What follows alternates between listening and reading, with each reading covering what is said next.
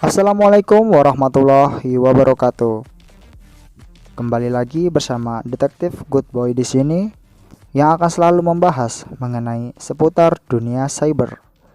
Oh iya, Good Boy mau ngingetin nih bagi teman-teman yang menyukai seputar dunia cyber, subscribe Detektif Good Boy yang akan selalu konsisten membahas segala sesuatu yang berhubungan dengan dunia cyber. Dan tak usah berlama-lama lagi, di sini Good Boy akan menyelesaikan sebuah challenge yang berkaitan tentang digital forensik. Bagi teman-teman yang belum mengetahui apa itu digital forensik, forensik sendiri adalah bidang ilmu pengetahuan yang digunakan untuk membantu proses penegakan keadilan melalui proses penerapan ilmu atau sains. Komputer forensik yang juga dikenal dengan nama digital forensik adalah salah satu cabang ilmu forensik yang berkaitan dengan bukti legal yang ditemui pada komputer dan media penyimpanan digital. Dalam forensik, dapat digunakan berbagai tools untuk mencari informasi digital dalam suatu perangkat. Dalam studi kasus ini, digunakan tools bernama Rorschach. Bagi yang mau mengetahui lebih jelasnya tentang tools Rorschach, teman-teman bisa mempelajarinya di channel yang sudah ada yang membahas lebih detail tentang tools tersebut. Selanjutnya kita masuk ke studi kasus. Studi kasus ini diambil dari lomba Digital Forensic dan Incident Response Challenge. Soal versi lengkapnya dapat diakses pada tautan berikut. Nanti Good Boy akan menaruh tautan ini di kolom deskripsi. Deskripsi kasus. Undercover adalah orang yang ingin mengetahui resep rahasia saus dari perusahaan Saus Corp. An sudah membuntuti pengembangan Saus Corp, yakni Fake Times, untuk mencari tahu bagaimana dia dapat mengakses server Saus Corp secara remote. Suatu malam, ketika melakukan pengintaian, An melihat victims login ke laptopnya dengan ber-IP 10.10.10.70 dan VPN ke kantor pusat Saus Corp. Dengan memanfaatkan koneksi organisasi hacker internasional, An menggunakan konsep Zero Day Exploit for Internet Explorer dan menggunakan client-side spear phishing untuk menyerang victims. An dengan hati-hati mengirimkan email ke Vic yang berisi tips untuk meningkatkan resep saus rahasia. Karena email tersebut menarik perhatian Vic, ia pun mengklik link yang ada pada email tersebut. Setelah itu, An langsung memulai analisisnya untuk mencari celah keamanan. Nah, bagi teman-teman, harap berhati-hati nih ketika mengisi sebuah link yang kalian tidak kenali. Bisa jadi ketika kalian sudah mengklik link tersebut dan mengisi data pribadi kalian di dalamnya, informasi pribadi kalian bisa disalahgunakan untuk tindak kejahatan. Contest question. You're the forensic investigator. Kamu adalah penyelidik forensik. Your mission is to analyze the packet capture containing an exploit. Misi kamu adalah penangkapan paket yang berisi eksploitasi An. Build a timeline. Buat sebuah garis waktu. Mungkin maksud dari timeline di sini yaitu menulis sebuah aktivitas and submit your evidence including dan termasuk mengirimkan bukti. Jadi inti maksud dari contest question, kita disuruh mencari paket berbahaya yang dikirim oleh An dan kita disuruh mencatatnya lalu mengirimkan bukti yang kita temui. Di sini ada soal yang pertama. Kita langsung saja jawab soal pertama. Let's go. Question number 1. What was the full URI of victim's original web request? Please include the port in your URI. Apa URI lengkap dari permintaan web asli victims? Harap sertakan port di URI Anda. Langkah penyelesaian soal nomor 1. Ketika teman-teman sudah mendownload tools Workshop. Selanjutnya, download file soalnya di situs yang Goodboy cantumkan di link deskripsi. Beginilah tampilan dari web penyedia soal. Dan langsung saja kita klik contest question. Nah, terdapat beberapa soal dengan total 10 soal di sini. Dan kita download file soalnya. Setelah di-download nanti tinggal diekstrak saja dan kita buka dengan file Workshop-nya. Di tools Workshop ini ada daftar paket, ada detail paket, dan detail paket dalam format hexa.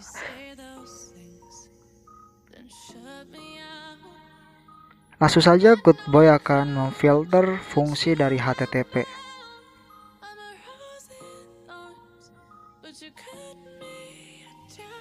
Nah, kita pilih yang paket yang pertama.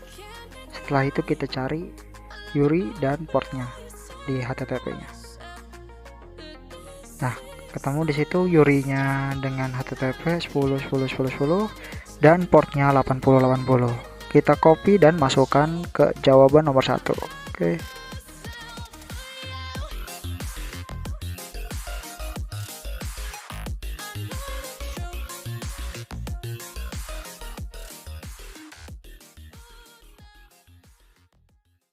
Question number 2.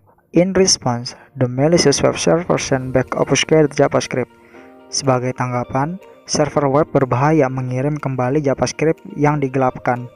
Obfuscated dikaburkan atau tidak diperlihatkannya. The beginning of this code, the attacker created an array with 13,000 elements labeled common. Awal kode ini, penyerang membuat array dengan 1.300 elemen berlabel comment. Berarti ini hintnya ada di label comment. Then filled their data element with a string. What was the value of this string? Lalu mengisi elemen datanya dengan string. Kemudian ditanya berapa nilai string ini. Oke, berarti kuncinya ada di label comment dan ada di data string. Untuk menyelesaikan soal nomor 2, kita perlu mencarinya di bagian menu analysis, kemudian bagian follow, dan masuk ke TCP stream. Dan bagian fin-nya kita cari kata kunci common. Nah, setelah ketemu, kemudian kita cari stringnya yang ada di dalamnya. String dari data yang ada di dalam common. Nah, itu sudah ketemu, yaitu katanya v. Kita copy dan kita masukkan ke lembar jawaban kita.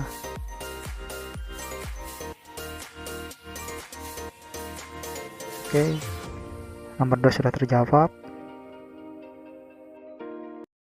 Question number 3. Fix computer made a second HTTP request for an object. Komputer fix membuat permintaan HTTP kedua untuk sebuah objek.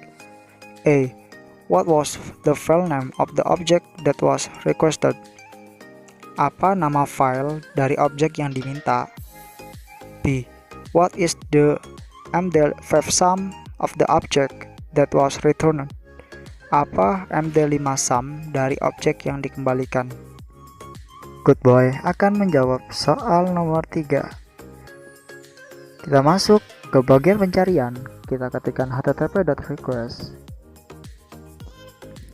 Kemudian kita masuk yang secondnya, yaitu di paket ke-9. Kemudian masuk ke HTTP-nya, dan di sini Goodboy menemukan file yang mencurigakan ya. Ada git ya, index.php bla Langsung saja tanpa basa-basi kita eksekusi. Kita ekspor. Kemudian Goodboy menaruh di dokumen. Dan kita langsung mengeceknya di bagian command prompt. Oke, kita masuk ke dokumennya. Kemudian kita tuliskan kode untuk membuka MD5 di command prompt.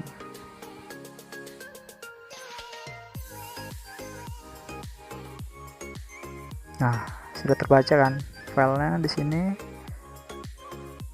Sukses ya, test.gif. untuk jawaban yang nomor 3. Oke, di sini sudah dijawab soal nomor 3.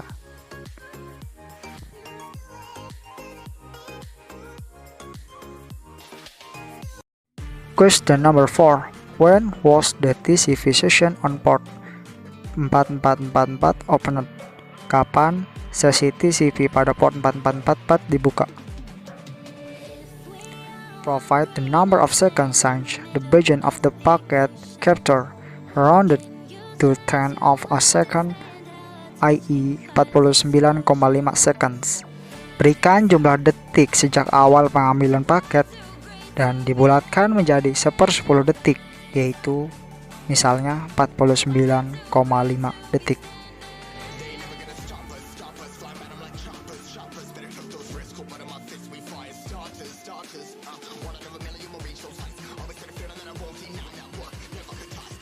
Itu ada HTTP dan data portnya itu masih 80. Data ke 10 juga sama, masih portnya 80. Jadi dari 1 sampai 10 itu masih 80 portnya ya, belum ke 444. Ini juga masih sama 80.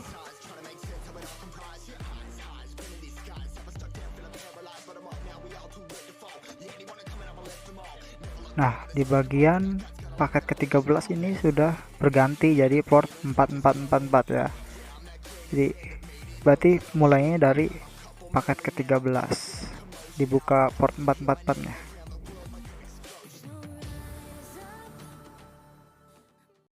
Question number 5. When was the TCP session on port 4444 closed?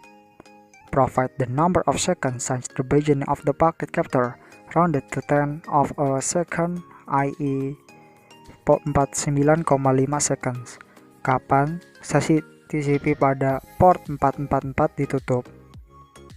Berikan jumlah detik sejak awal pengambilan paket, dibulatkan menjadi 1/10 detik, yaitu misalnya 49,5 detik. Sama seperti yang nomor 4, tapi ini yang ditutupnya. Kalau yang nomor 4 itu dibuka.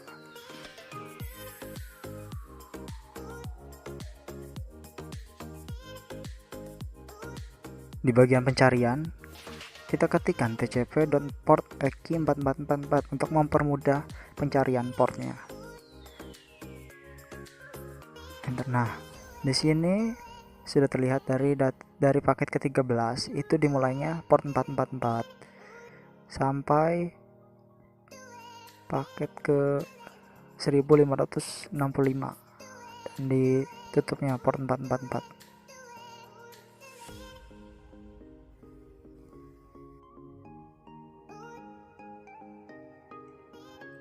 Nah, ini sudah terlihat kan datanya, data portnya udah beda 4445. Jadi perbatasannya di situ, port 444.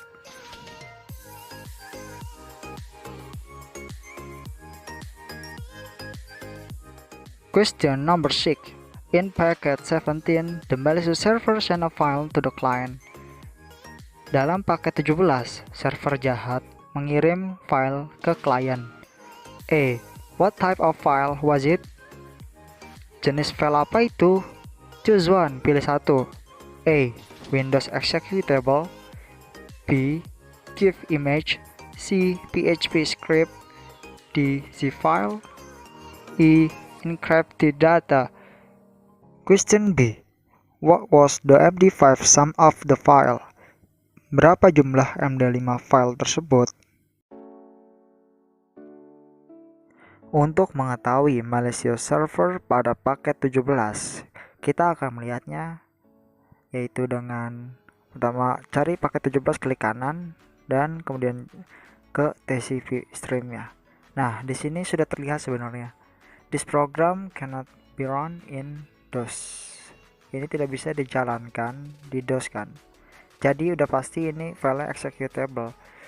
Untuk memastikannya lagi, bisa teman-teman menggunakan Linux dengan menjalankan Vmos atau disebut dengan carving. Jadi nanti terlihat di terminal itu bertipe file apa. Jadi karena di sini Goodboy pakai Windows, jadi hanya mengeceknya seperti itu saja. Kemudian di sini Goodboy akan melihat isi dari MD5-nya di paket 17 ini.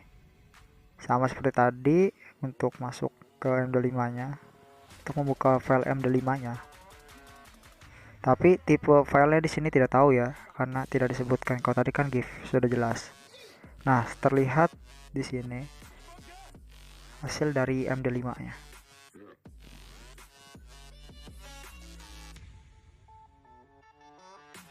Question number 7. Fix computer repeatedly tried to connect back to the malicious server on port 4445. Komputer Fix berulang kali mencoba menyambung kembali ke server jahat pada port 4445. Even after the original connection on port 444 was closed. Bahkan setelah koneksi asli pada port 444 ditutup. With respect to this repeat failed connection attempts, sehubungan dengan upaya koneksi berulang yang gagal ini. A. How often does the TCP initial sequence number ISN change? Choose one. Seberapa sering nomor urutan awal ISN TCP berubah? Pilih salah satu.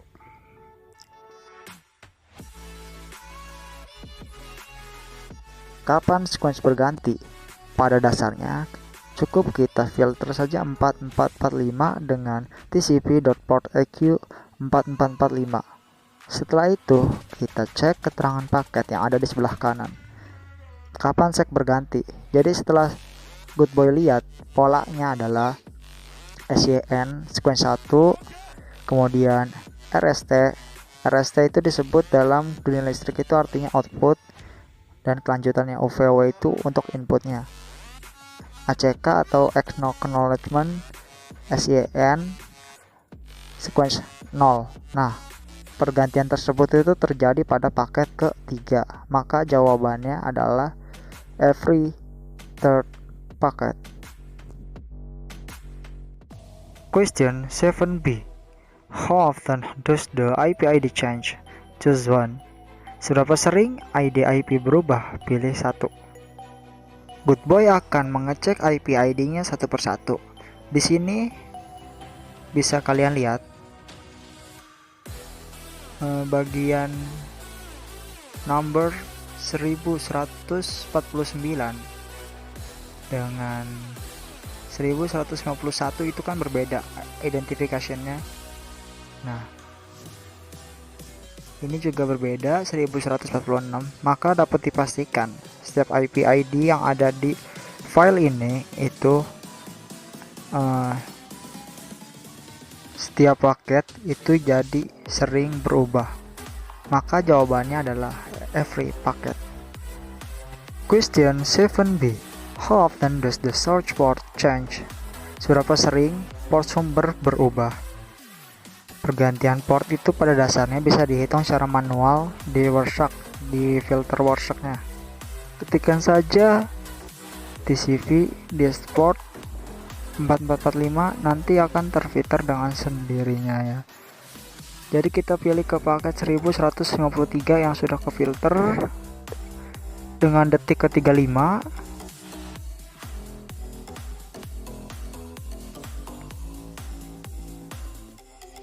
Dan saya akan scroll ke bawah mencari. Nah, ketemu dengan paket ke 1198 dengan detik ke 47. Berarti sekitar 12 second ya terjadi perubahan portnya. Maka setelah melihat dari perubahan port, jadi jawabannya adalah every 10 sampai 15 seconds. Question number 8. Eventually, the malicious server respond and open a new connection. Akhirnya, server jahat merespon dan membuka koneksi baru. When was the TCP connection on port 4445 first successfully completed? Kapan sambungan TCP pada port 445 pertama kali berhasil diselesaikan? Provide the number of seconds since the beginning of the packet capture. Rounded to 10 of a second, i.e. 49,5 seconds. Berikan jumlah detik sejak awal pengambilan paket. Dibulatkan menjadi seper-10 detik, yaitu misalnya 49,5.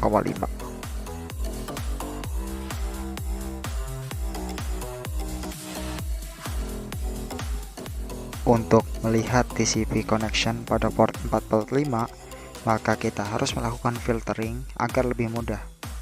Ketik port tcp.destination port 4445. Jika yang muncul berwarna hitam, itu tandanya tidak terkoneksi portnya. Dan jika berwarna abu-abu itu terkoneksi. Dan juga warna biru itu terkoneksi. Nah, di sini mulai connection port dari 4445. Kemudian kita jawab nomor paketnya 1658 pada waktu ke 123,67 detik. Question number 9. Subsequently, the malicious server sent an executable file to the client on port 4445. Selanjutnya, server jahat mengirim file yang dapat dieksekusi ke klien pada port 4445. What was the MD5 sum of this executable file? Berapa jumlah MD5 dari file yang dapat dieksekusi ini? Untuk melihat file executable pada port connection tadi, kita harus melihat TCP stringnya dulu. Sama seperti tadi, kita masuk ke port yang terbuka tadi 4445, kemudian kita klik kanan bagian follow, masuk ke TCP string. Di sini juga ada bacaannya, this program cannot be run in bash mode. Berarti di sini itu di file ini itu terdapat sebuah file executable di dalamnya. Karena di sini Goodboy pakai Windows dan tidak ada formosnya, nanti Goodboy akan menampilkan screenshotan dari Linuxnya. Jadi untuk mendapatkan file executable, kita terlebih dahulu harus menyimpan stream tersebut dalam bentuk raw file. Setelah tersimpan dalam bentuk raw file, kita harus melakukan ekstraksi untuk mendapatkan file executable tersebut. Nah, proses ini kita menggunakannya dengan formos. Dan berikut adalah hasilnya.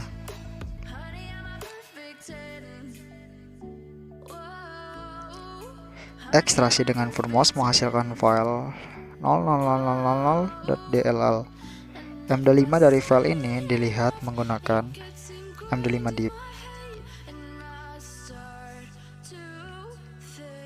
Nah, bisa kita ketahui dari situ MD5 dari file executable ini adalah B062 bla bla bla bla C7C. Last question number 10. When was the TCP connection on port 4445 closed? Provide the number of seconds since the beginning of the packet capture from the turn of a second, i.e. 49,5 second. Kapan koneksi TCP pada port 4445 ditutup? Berikan jumlah detik sejak awal pengambilan paket, dibulatkan menjadi 1/10 detik, yaitu 49,5 detik. Untuk menjawab pertanyaan ini, kita harus melakukan filter sehingga pada Warshak hanya muncul port 4445.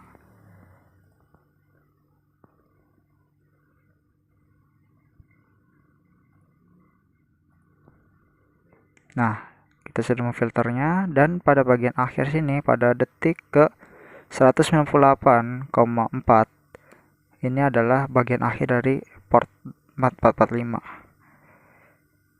Kesimpulan, untuk memulai serangan, An mengirimkan link pada victims. Saat link tersebut ditekan oleh Vic, serangan pun dimulai. Serangan dimulai dengan mengirimkan string yang berisi V. String tersebut mengisi blok memori tempat file yang baru saja dihapus. Dalam melakukan zero-day explosion and mengirimkan file executable dalam paket-paket data.